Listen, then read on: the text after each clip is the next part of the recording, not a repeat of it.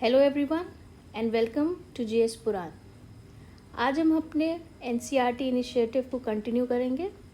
आज हम are past chapter 2 को पढ़ेंगे and I hope that you all have revised chapter 1 and if you have any queries in that chapter you can ask in the comment section. So let's start with the second chapter, from hunting, gathering to growing food.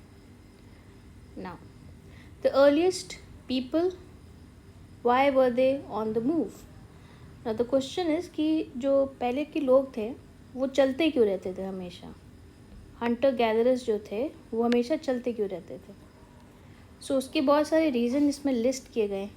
जैसे कि पहला reason है कि उन्होंने अपना सारा खाना और रिसोर्सेज वहाँ के ख़त्म कर दिए थे और वो नई रिसोर्सेज की तलाश में थे, तो इसलिए वो ट्रैवल करते थे, go elsewhere in search of food. दूसरा रीज़न था कि क्योंकि एनिमल्स भी एक जगह से दूसरी जगह माइग्रेट करते हैं और वो एनिमल्स पे डिपेंडेंट थे, तो इसलिए वो भी मूव करते थे. That is why those who hunted them had to follow their movements.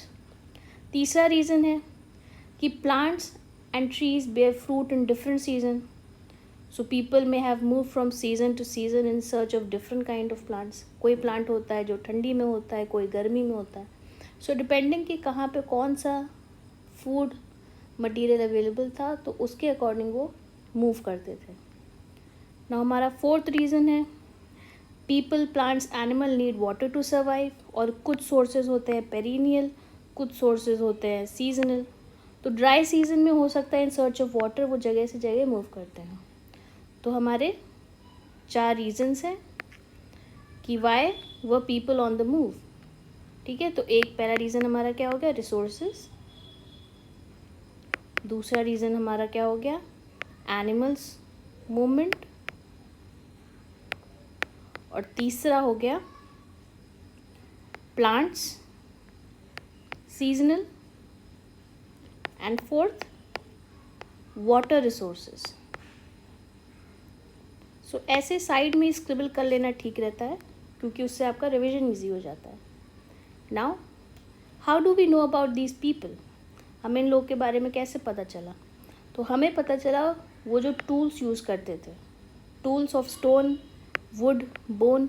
जिसमें जो स्टोन के टूल्स थे वो सर्वाइव करते हैं क्योंकि हमें पता है दैट वुड और बोन तो पेरिशेबल होते होंगे.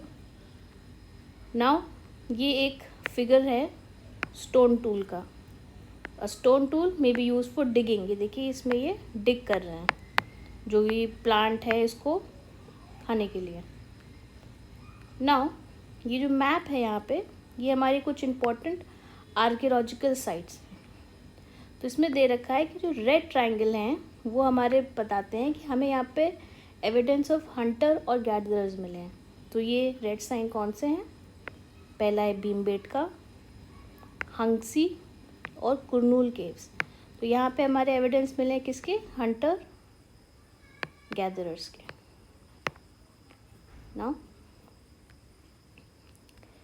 नाउ एक इन्फॉर्मेशन ये है कि जो भीमबेटका है ये एक ओल्ड साइट है और ये एक नेचुरल केव है. नाउ जो लोग थे वो नेचुरल केव्स को क्यों चूज़ करते थे शेल्टर के लिए, क्योंकि वो उन्हें रेन, हीट, विंड जैसे जो सीजन्स की एक्सट्रीमिटीज़ होती है उनसे बचाता था. नाउ एक पेंटिंग है, रॉक पेंटिंग. ये हमें क्या बता रही है, it is just an event, एक एक्टिविटी जो हंटिंग की बता रही है. ये एक एनिमल है, ये एक हंटर गैदरर है जो इसको हंट कर रहा है, इसके पीछे भाग रहा है. तो this painting show wild animals drawn with great accuracy. उस टाइम के अकॉर्डिंग ये ग्रेट एक्यूरेसी के साथ पेंट किया गया है. नो ये फोटो है भीमबेटका केव की. No next sites. साइट्स क्या होती हैं, remains of thing were found here. उन्हें साइट्स कहते हैं. जैसे कोई भी रिमेन मिल सकता है, टूल मिल सकता है, पॉट मिल सकता है, बिल्डिंग्स मिल सकती हैं. फॉर एग्जाम्पल जैसे हमारा हड़प्पा की साइट है, मोहनजोदड़ो की साइट है. तो वो सब साइट्स हैं जहाँ पे हमें कोई भी हिस्टोरिकल एविडेंसेस मिलते हैं, उसको हम साइट कहते हैं. Now they are asking us to look at Kurnool caves on the map. यहाँ पे क्या मिला है, यहाँ पे एशेस मिले हैं.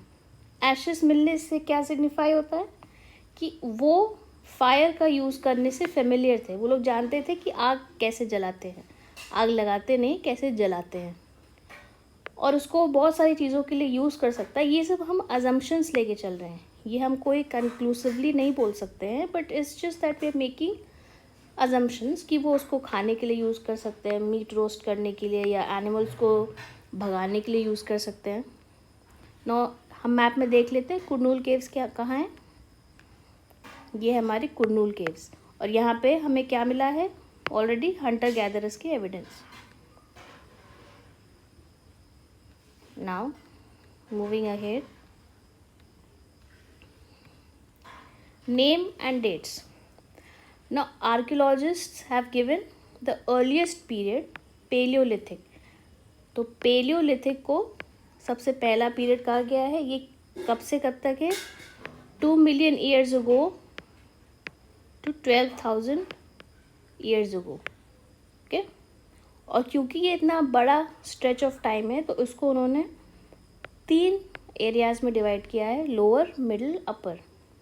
तो ये लॉन्ग स्पैन ऑफ टाइम है और ये ह्यूमन हिस्ट्री का 99% कवर करता है, बिकॉज ये पीछे से लेके 12,000 साल पहले तक जो भी था वो पेलोलिथिक में आता है। तो ये 99% कवर करता है ह्यूमन हिस्ट्री को। अब 12,000 साल पहले से 10,000 साल पहले तक के पीरियड को हम लोग क्या कहते हैं? मीजोलिथिक पीरियड कहते हैं।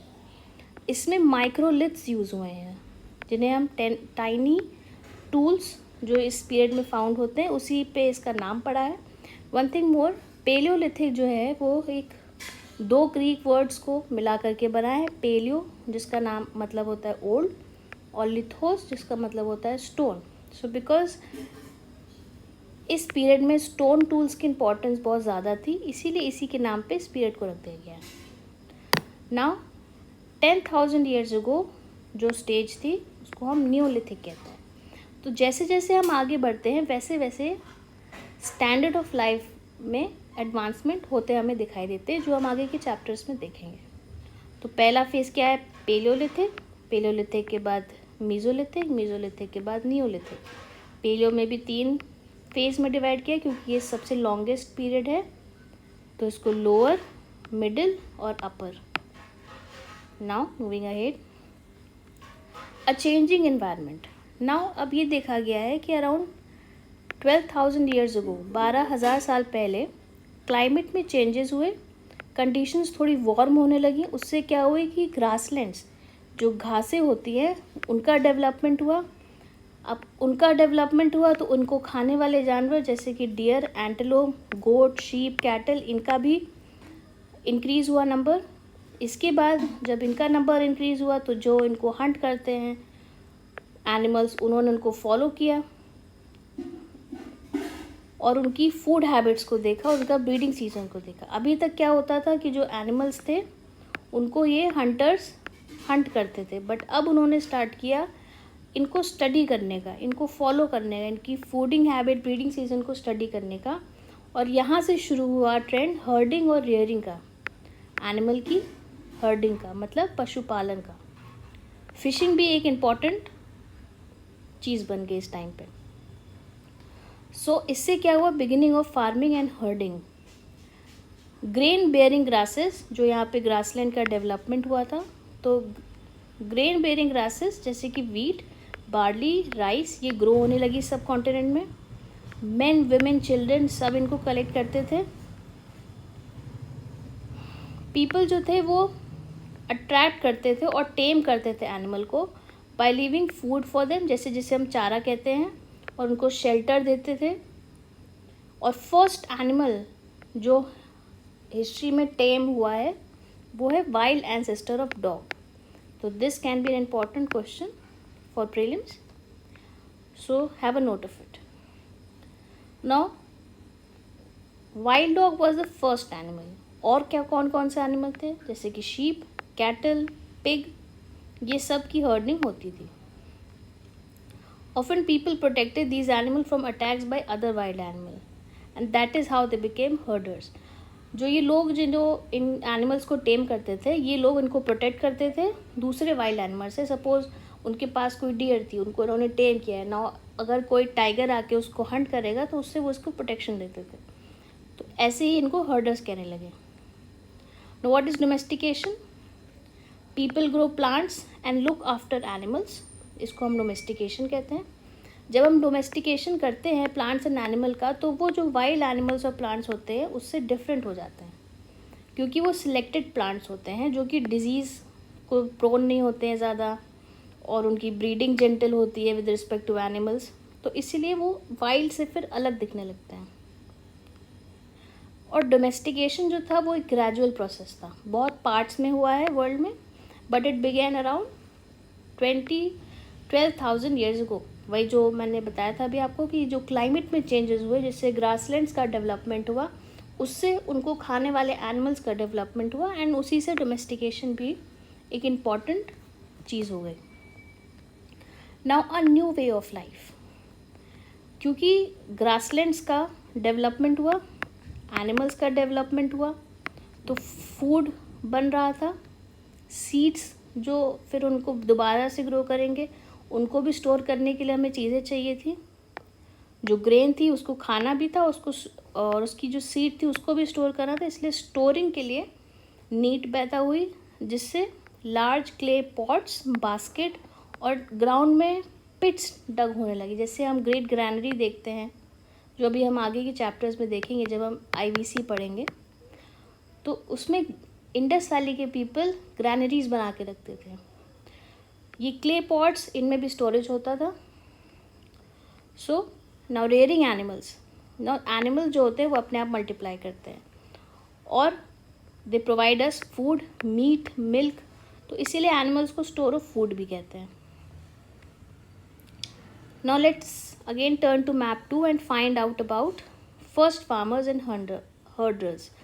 नाउ ब्लू स्क्वायर्स देखते हैं, जो ये जो ब्लू स्क्वायर्स है उसमें हमें एविडेंस मिलते हैं फार्मर्स और हर्डर्स के। Let's move on to the map first. तो ये हमारे जो ब्लू स्क्वायर्स हैं, चिरांड, बुजगांव, मेहरगढ़, दीज आर हलोर, ये सब क्या है? फार्मर्स और हर्डर्स के हमें एविडेंसेस मिले हैं यहाँ पे। ओके, सो या जैसे कि कश्मीर, जो हमने ऊपर भी मेहरगढ़ और बुरज़ुआ देखा था, वो सब नॉर्थ वेस्टर्न पार्ट में। यहाँ पे हमें एक एक्साइटिंग चीज़ ये मिली है कि हमें बर्न्ट ग्रेन मिला है, यहाँ पे जला हुआ अनाज मिला है। तो अब इसका अजम्पशन ये लगा रहे हैं कि ये एक्सीडेंटली हो सकता है या फिर कोई पर्पस होगा, उसे अभी डिसाइफर नहीं किया गया है। Now towards a settle life, archaeologists have found traces of huts and houses at some sites। जो बुरज़ुआ है कश्मीर में, जो भी हमने मैप में देखा था, वहाँ पे आर्कियोलॉजिस्ट ने पिट्स, हाउसेस पाए हैं, जो ग्राउंड में इन्होंने खुदाई करके बनाए हैं। और जैसे ये इनका हाउस है, तो ये ग्राउंड है, तो यहाँ पे इन्होंने डिग करके बनाया हुआ है, और इसमें स्टेयर्स भी हैं अंदर जाने के लिए। तो इसका रीज़न इन लोगों ने ये सोचा है कि जब ठंडी होती है, क्योंकि कश्मीर एक ठंडा इलाका है, तो ठंडियों में यहाँ पे आके लोग रहते थे। जब समर्स होते थे तो ऊपर रहते थे, ठंडियों में आके नीचे रहते थे। Archaeologists have also found cooking hearths both inside and outside, मतलब खाने बनाने का किचन टाइप का जो एरिया था वो बाहर भी था, अंदर भी था। तो मतलब अगर बारिश हो रही तो अंदर बना लिया, अच्छा मौसम है तो बाहर ही बना लिया, बारबेक्यू कर लिया। Now stone tools have been found in many sites. Many of these are different। जैसे हर एक साइट का जो टूल का एडवांसमेंट, क्योंकि टेक्नोलॉजी का एडवांसमेंट होता है, तो स्टोन टूल का जो टाइप है वो भी डिफरेंट होगा। पेलोलिथिक का कुछ टाइप होगा, उससे थोड़ा बेटर मीजोलिथिक का होगा, उससे और अच्छा नियोलिथिक का होगा। तो जो नियोलिथिक के टूल्स थे वो पॉलिश थे, उनकी फाइन कटिंग एज थी, बढ़िया थे। पेस्टल्स थे, मोटार्स थे, ये तो अब हम अभी भी देखते हैं, जो घर में सिलवट्टे होते हैं। और अर्दन पॉट्स, मिट्टी के पॉट भी थे, इनको डेकोरेट भी कभी कभी किया जाता था। इनको कुक करने के लिए भी यूज़ होता था। जैसे ग्रेन्स, अब ग्रेन्स पे डिपेंडेंट हैं तो उनको कुक भी तो किसी चीज़ में करना होगा ना, तो राइस और लेंटल्स को कुक करने के लिए अभी भी बहुत लोग यूज़ करते हैं। जैसे आपका जो ब्यूरो ऑफ BIS जो है इंडिया का, उसने जो मड के जो ये अर्दन पॉट्स होते हैं उसको ये सर्टिफिकेट देना चालू किया है। करंट अफेयर्स में इसको देख लीजिएगा। Now people also begin to weave cloth, cotton उन्होंने यूज़ किया। लेकिन अब एक चीज़ है जो देखने वाली है कि हमने अभी तक जो भी डेवलपमेंट्स पढ़े हैं ये क्या सब एकदम से एक ही जगह पे हो गए हैं? नहीं, ऐसा नहीं है। कुछ एरियाज़ अभी भी हंटर गैदरर्स थे, कुछ ने फार्मिंग्स अडॉप्ट कर ली, लेकिन ये सब जो प्रोसेस था वो ग्रेजुअल था, ओवर द ईयर्स था और यूनिफॉर्म नहीं था। ठीक है। नाउ मेहरगढ़, मेहरगढ़ कहाँ है? नॉर्थ वेस्ट इंडिया में है, ये पाकिस्तान में है, बोलान पास के पास है। बोलान पास रूट है ईरान को। यहाँ पे हमें एविडेंस मिले हैं बार्ले के, वीट के। यहाँ पे शीप गोट्स रियर होती थी और यहाँ पे अर्लीस्ट विलेजेस के एग्जांपल मिले हैं। यहाँ पे एनिमल बोन्स फाउंड हुई हैं, डियर, पिग की बोन्स फाउंड हुए हैं। और यहाँ पे रेक्टेंगुलर और स्क्वायर हाउसेस मिले, जैसा कि आप इस इमेज में देख सकते हैं। इस टाइप के कंपार्टमेंटलाइज्ड हाउसेस यहाँ मिले हैं और कुछ में स्टोरेज भी यूज़ होता था। Some of which may have been used for storage. जैसे घर में भी अभी भी होते हैं, स्टोर रूम्स होते हैं, तो उस टाइप का कुछ अरेंजमेंट यहाँ पे था। नाउ बरियल पे आ जाते हैं। मेहरगढ़ में देखा गया है कि जो डेड पर्सन था वो गोट्स के साथ बरी किया जाता था। ना इसका रीज़न ये लोग ये समझते हैं that it was meant to serve as food in the next world. So ये हमें ये बताता है that they all believed in life after death. So burial side से हम ये एक चीज़, सिग्निफिकेंट चीज़ को हम एनालाइज कर सकते हैं। तो इसी के साथ सेकंड चैप्टर भी ख़त्म होता है and tomorrow we'll again meet with chapter 3, and if you're having any doubt you can always comment. So thank you and keep revising.